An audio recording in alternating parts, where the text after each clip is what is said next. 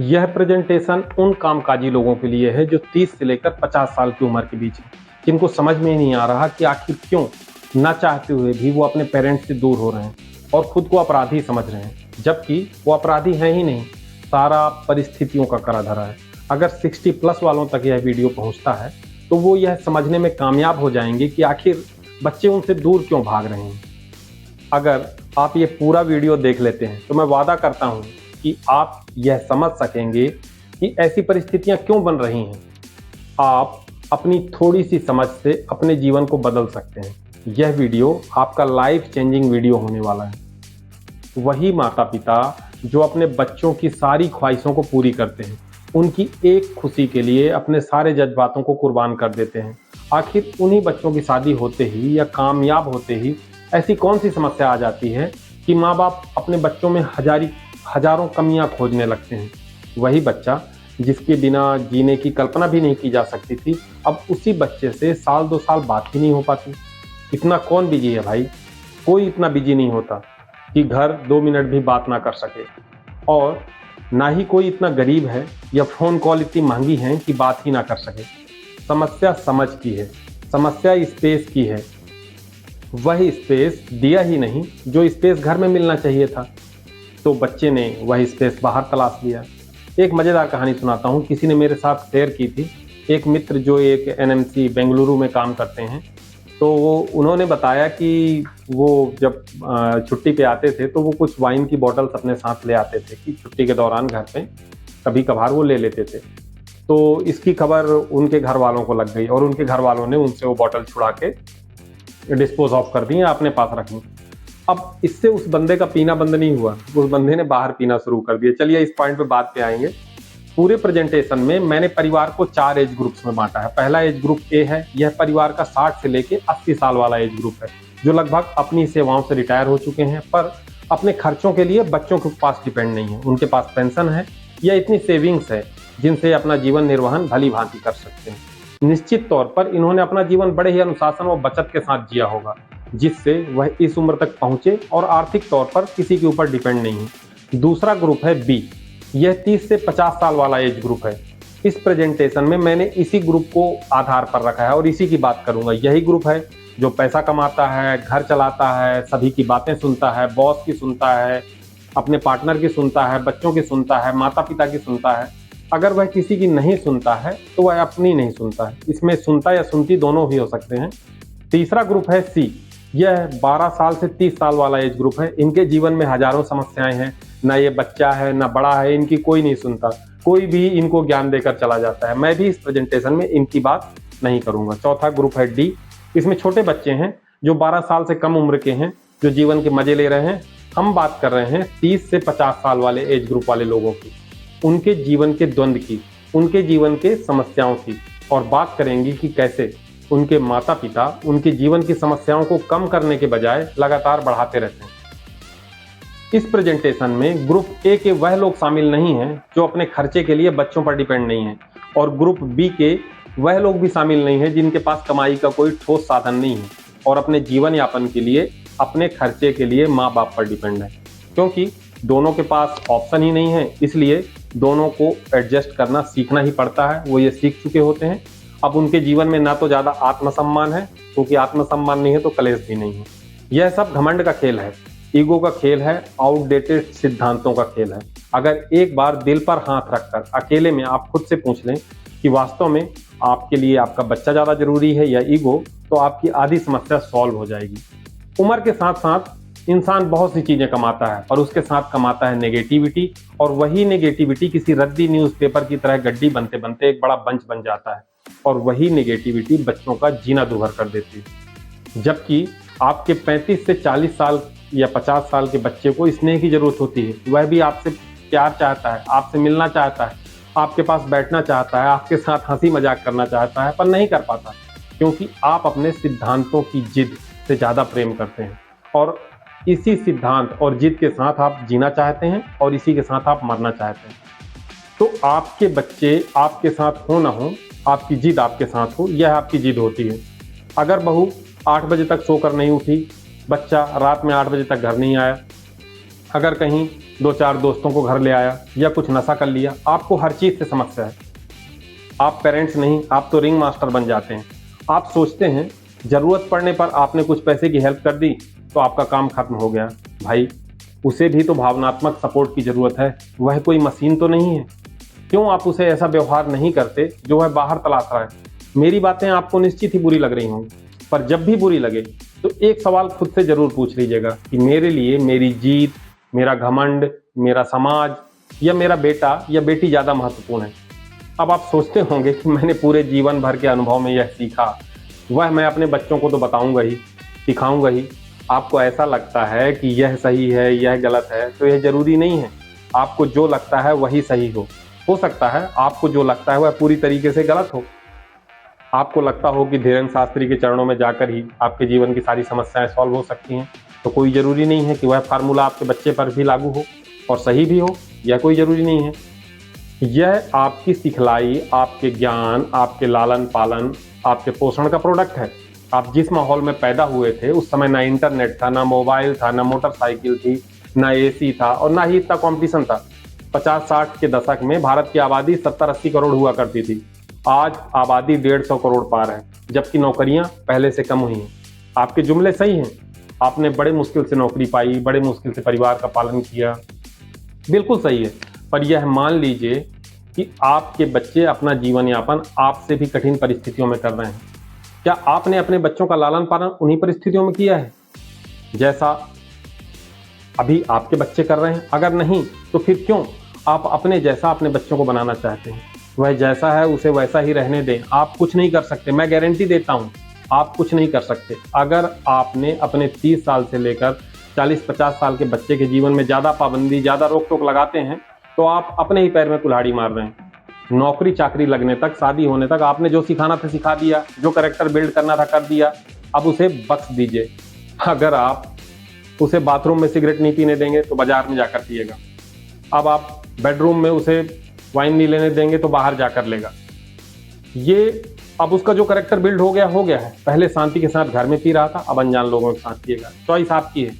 आपको दादागिरी प्यारी है या अपना बच्चा? आप 4-5 दिन के लिए अपने बच्चों को रोक सकते हैं और बाकी के 360-365 दिन उसे कौन रोकने वाला है? भाई, वह घर में एंजॉय करने के लिए आया था, टेंशन फ्री होने के लिए आया था, मजे लेने के लिए आया था।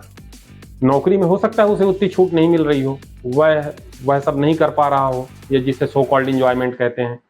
और घर आने पर आप उसके ऊपर इतना अनुशासन थोप देंगे तो घर आना भी उसके लिए एक सजा जैसा हो जाएगा। इससे अच्छा तो वह ऑफिस में ही काम कर लेता। यह चीजें आपको समझनी पड़ेगी, कुछ पर्सनल स्पेस छोड़ना पड़ेगा। यहाँ भी चॉइस आपकी है। आप रिंग मास्टर बन के रहना चाहते हैं या अपने बच्चों के साथ, उनके जीवन के साथ घुलकर जीवन के मजे लेना चाहते हैं? हो सकता है आपको ऐसा भी लगता हो कि तो हमने तो जीवन में कोई नशा नहीं किया, कुछ नहीं किया, तो बच्चे ऐसा क्यों कर रहे हैं? बच्चे गलत दिशा में जा रहे हैं, उन्हें ऐसा नहीं करने देना चाहिए, उन्हें सही संस्कार देना चाहिए, इससे इन्हें गंभीर बीमारियां हो सकती हैं। भाई, बड़े अच्छे विचार हैं आप अपने विचारों को बच्चों के सामने रख भी सकते हैं, अच्छी बात है। पर बार बार एक ही बात कहने से विचार नहीं बवासीर बन जाते हैं। बेहतर है कि वही बात बार बार ना कही जाए। कहीं ऐसा ना हो कि बच्चे आपसे दूर भागने लगे।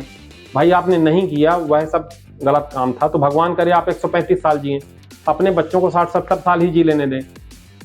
वह ज्यादा लंबा नहीं जीना चाहें, हो सकता है। और अगर आपको लगता है कि बच्चे इन सब चीजों में पैसा बर्बाद कर रहे हैं तो आप यह सब चीज न करके बच्चों के लिए जो अरबों की प्रॉपर्टी बनाया है आपने या कि बनाई है, उसका ब्यौरा भी कमेंट बॉक्स पे लिख दें। मैं किसी प्रकार के नशे का समर्थन नहीं करता और मैं यह भी कहता हूं कि इससे स्वास्थ्य और धन का नुकसान होता है। पर अगर आप यह मान लें कि आपके प्रयास से कुछ नहीं हो रहा है तो उसे प्रारब्ध के रूप में स्वीकार कर लें और अपने संबंध खराब ना करें, क्योंकि आपकी हर बात में टोकने की आदत ने बच्चों के अंदर एक इम्यूनिटी डेवलप कर दी है। अब आप सही बात भी बोलते हैं तो बच्चे उस पर ध्यान नहीं देते। इस बात पे गौर फरमाएं। बेहतर होगा कि आप शुरू से ही तोल मोल कर कोई बात बच्चों से बोलें, तो निश्चित ही बच्चे आपकी बातों का सम्मान करते और मानते। आपने बचपन में हर बातों पर आप टोकते आ रहे हैं, किसी भी काम को आपने हंस के परमिशन नहीं दी, तो आपकी पाबंदी के खिलाफ आपके बच्चों के मन में, मस्तिष्क में एक प्रतिरोध डेवलप हो गया है। अब उसे कोई फर्क नहीं पड़ता कि किसी बात के आप पक्ष में हो या विपक्ष में हो। आपने जैसा बोया है वैसे ही काटेंगे। बेहतर होगा कि काटते समय अपना पैर ना काट लें। आपके रोकने टोकने की आदत ने बच्चों को दिमाग में बातें डाल दी हैं कि आप गलत ही बोलते हो। ज़्यादातर पेरेंट्स बोलते हैं कि बच्चा अब हमारी बात ही नहीं सुनता, हम कोई भी सलाह देते हैं उस पर ध्यान नहीं देता। तो कभी आप खुद पर भी ध्यान दे लीजिए। अगर हर बात पर आप सलाह देंगे तो बच्चा आपकी कोई सलाह नहीं मानेगा। आप दिन में 150 सलाह तो दे ही देते होंगे, उसमें से 2-4 सलाहें सही भी हो जाती होंगी। अब आप बोलते होंगे कि मैंने तो पहले ही कहा था कि ऐसा मत करो, तुमने मेरी बात नहीं मानी तो इसलिए ऐसा हो गया।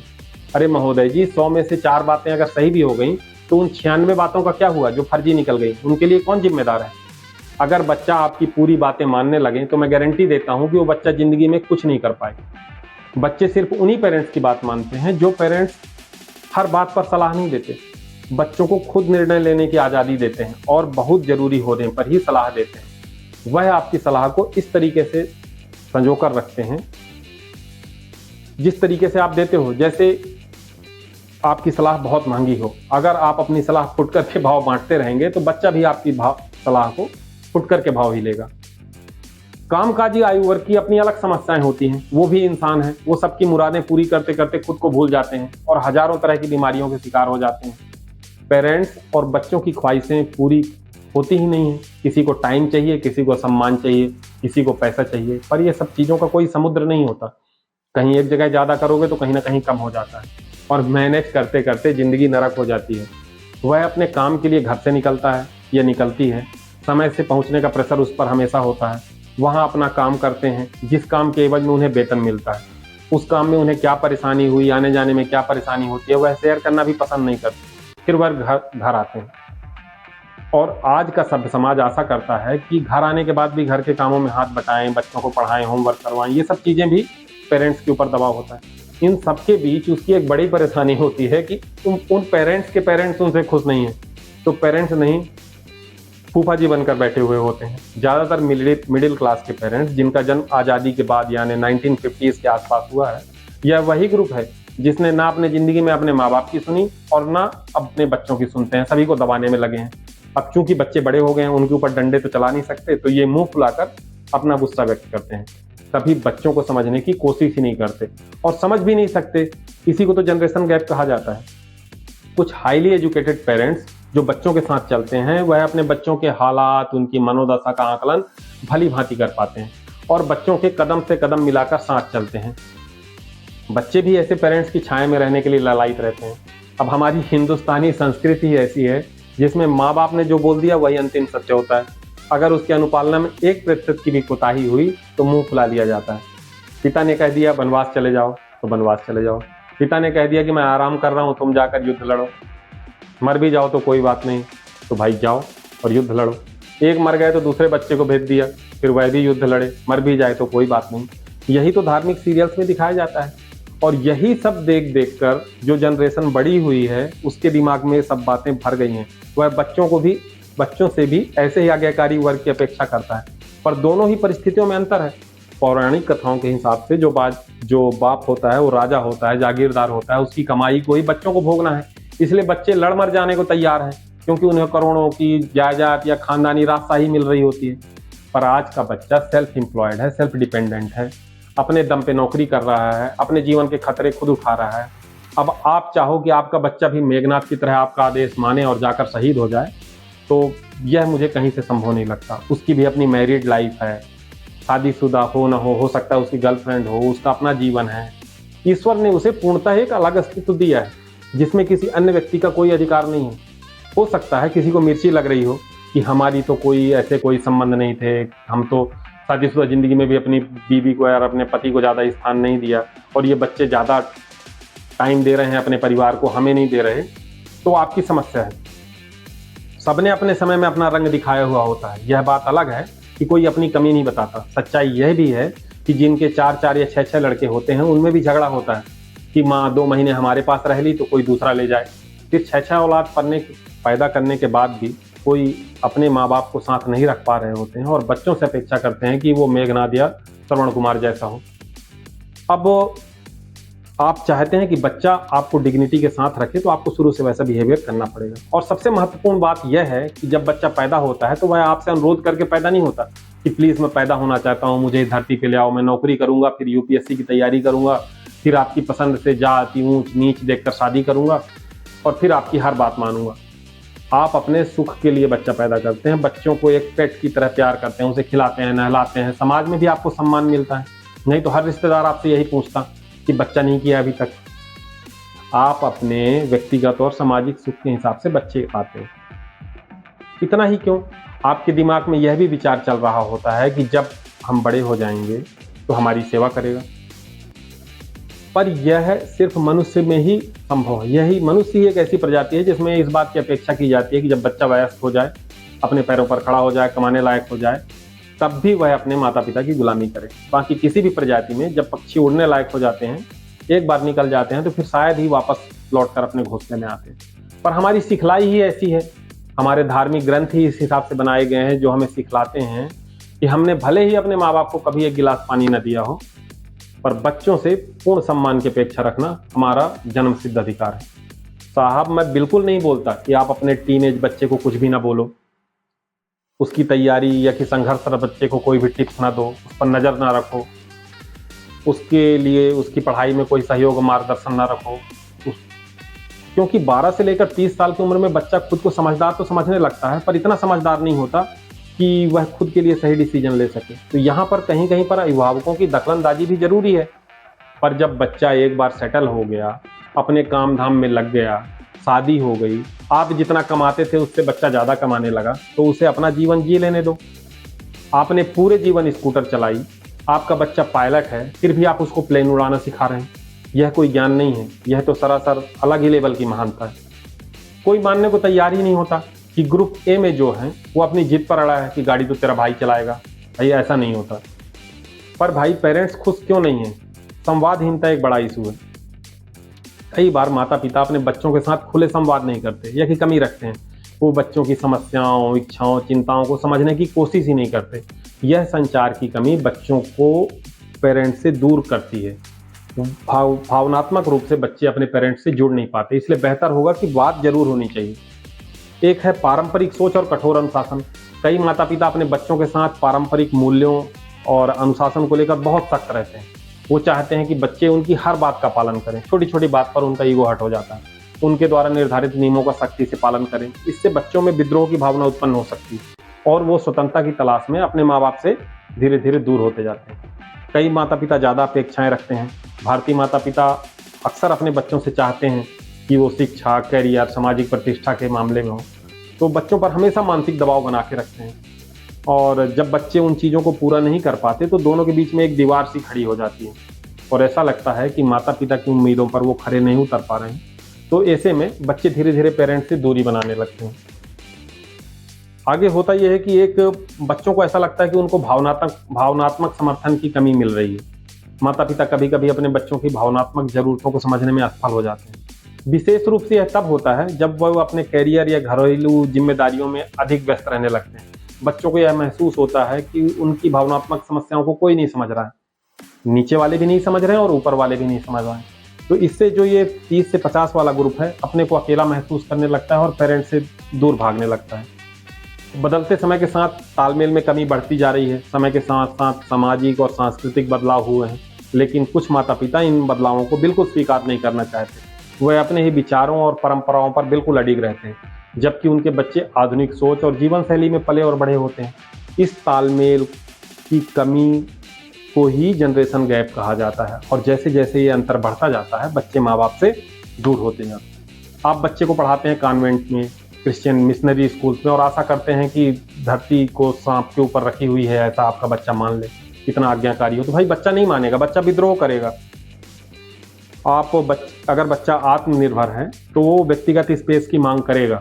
आप बच्चे को अगर स्पेस नहीं दोगे तो बच्चा आपसे दूर भागेगा। आपको ये समझना चाहिए कि बच्चे को भी एक स्पेस की जरूरत है। आप उसके हर गतिविधि पर नजर रखने की कोशिश करें, जिससे बच्चों को यह महसूस होता है कि उन्हें वह स्वतंत्रता नहीं मिल रही है। इस भावना के कारण फिर वो आपसे छिटकने लगेंगे। तो इन छोटी छोटी बातों को आपको ध्यान रखना पड़ेगा।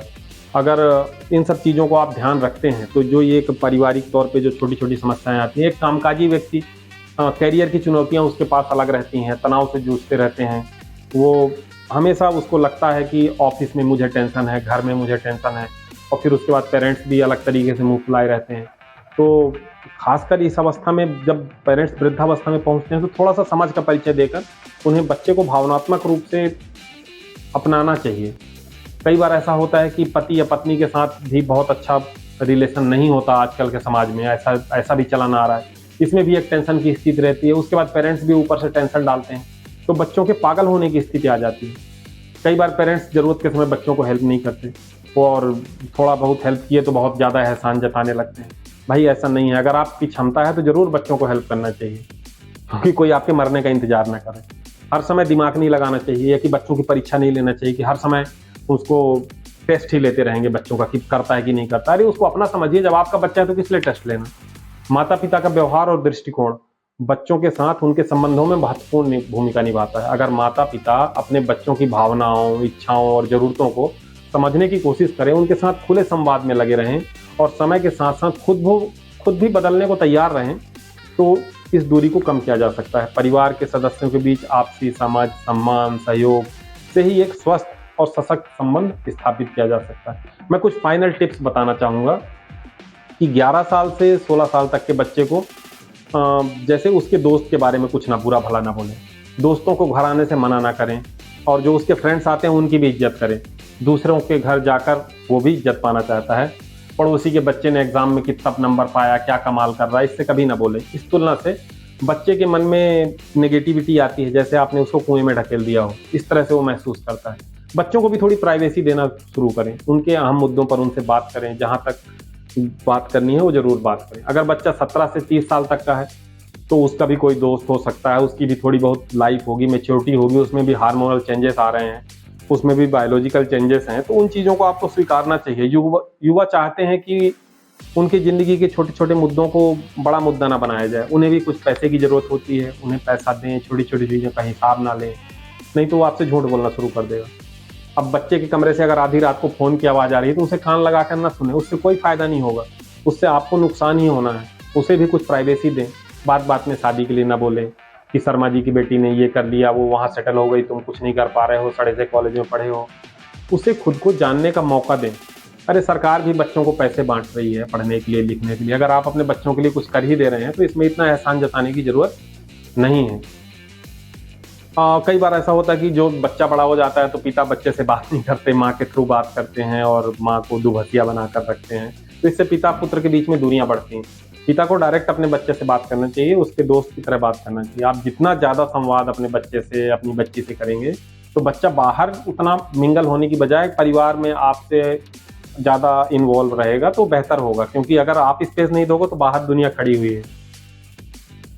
कई बार ऐसा बोलते हैं कि हमारे माता पिता ने हमारे साथ ऐसा किया था इसलिए हम आप बच्चों के साथ ऐसा कर रहे हैं, तो ऐसा नहीं। अगर मान लीजिए टीनेज बच्चा आपसे कुछ गलत बात भी करता है गैर जिम्मेदाराना, तो थोड़ा सा समझदारी से आपको बैकफुट पे आना चाहिए।